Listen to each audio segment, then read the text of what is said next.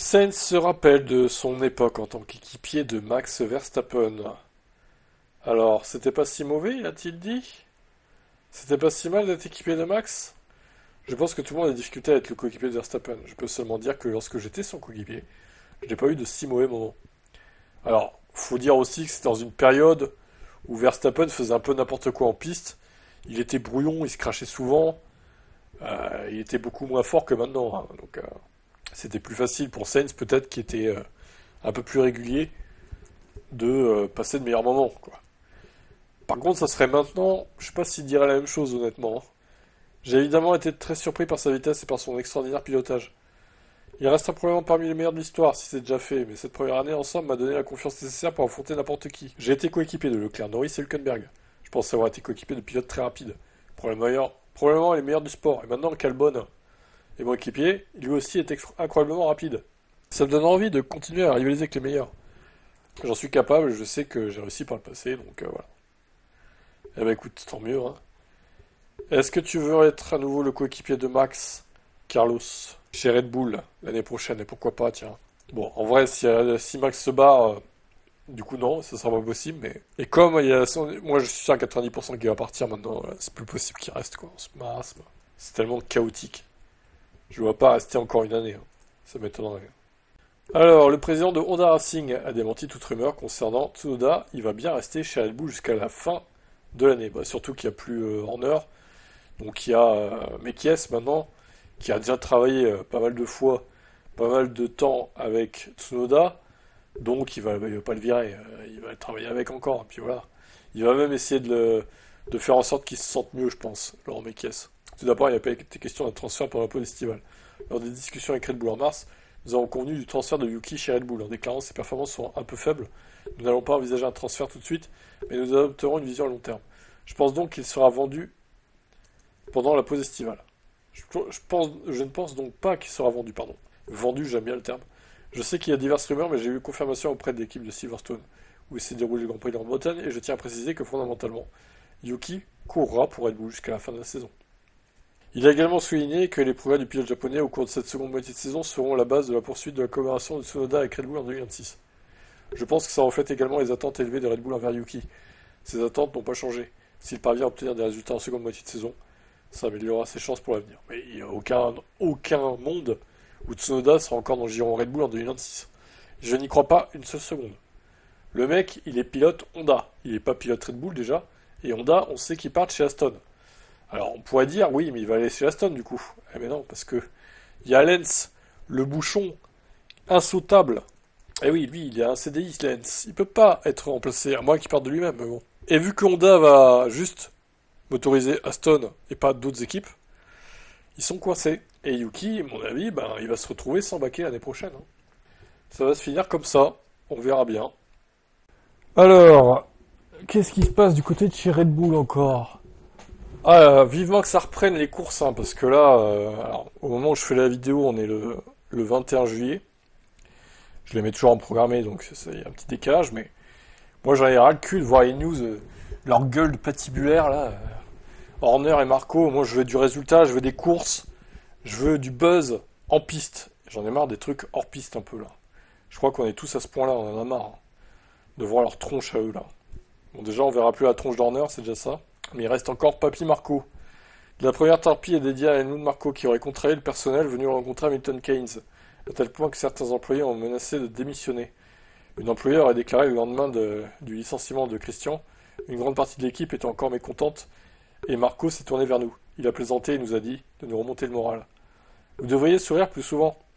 Mais il n'a convaincu personne, alors pourquoi avoir un sourire? Oh, ils sont tristes qu'il n'y ait plus Horner. Les choses n'auraient pas été plus faciles pour Ivar Minslav, directeur sportif de Red Bull, dont le premier discours au personnel était qualifié de désastre.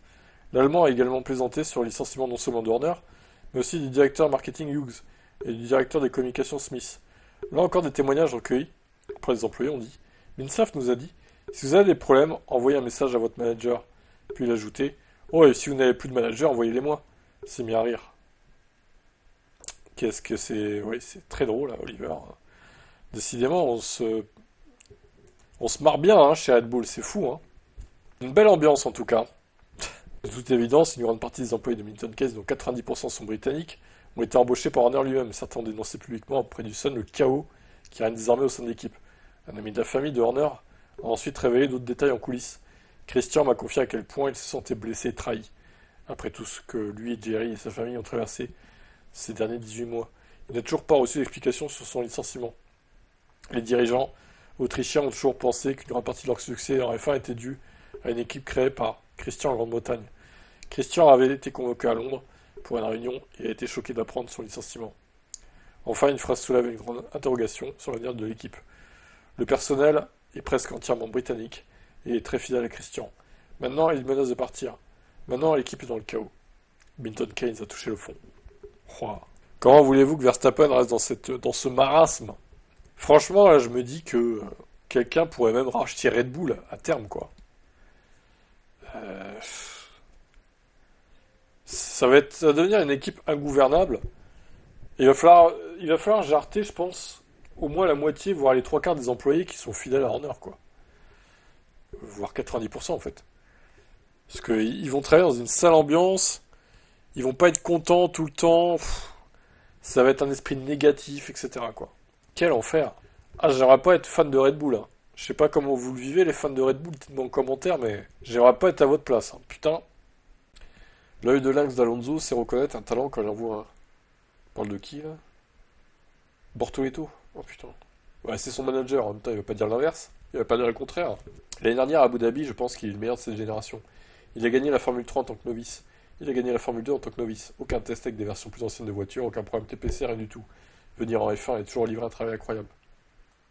Certains autres ont peut-être eu de meilleurs packages et des choses comme ça. Peut-être que certains autres connaîtront le succès avant lui.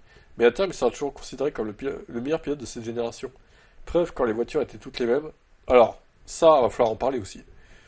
En F2, beaucoup de pilotes vous disent, pas que moi, hein, beaucoup de pilotes qui ont fait la F2 témoignent et disent les voitures ne sont pas les mêmes. Allez voir Théo Pourchère qui est interviewé par Lucas Parlefin. Il le dit. Les voitures ne sont pas les mêmes en F2. Déjà, il y a le problème des moteurs qui sont différents.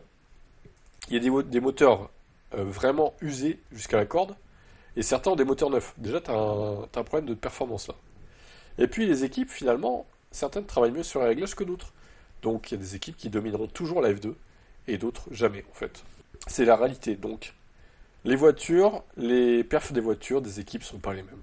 Quoi qu'ils en disent. Quoi qu'en disent Fernando Alonso du haut de ces deux titres, les voitures en F2 ne sont pas les mêmes, les équipes n'ont pas les mêmes perfs. Voilà, c'est tout.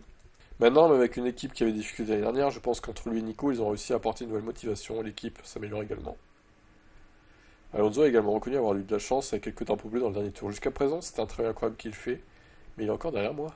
Ah, ah, ah. Interrogé s'il est toujours le pilote avec le meilleur art de la course, il a répondu je l'étais et maintenant je ne sais pas. Ah, ah, ne serait-il pas aussi éternel que ça? Fernando lui-même le dit. Je ne suis peut-être plus le meilleur pilote en course. Voilà, bon bah, commence à reconnaître qu'il vieillit quoi. Si même lui le reconnaît, hein, alors, bah, c'est bien d'un côté il est honnête. Voilà, l'avis de Fernando. Bon, est-ce que selon vous, Bortoleto est le meilleur pilote de sa génération? Je suis pas sûr de ça. Après, qui c'est qu'on met dans sa génération en fait? C'est ça le truc. Quel pilote on met dans sa génération? Hadjar déjà? Il y a les mecs comme Paul Aron et tout, ou même Lindblad. Est-ce qu'on le compte aussi dans sa génération à lui?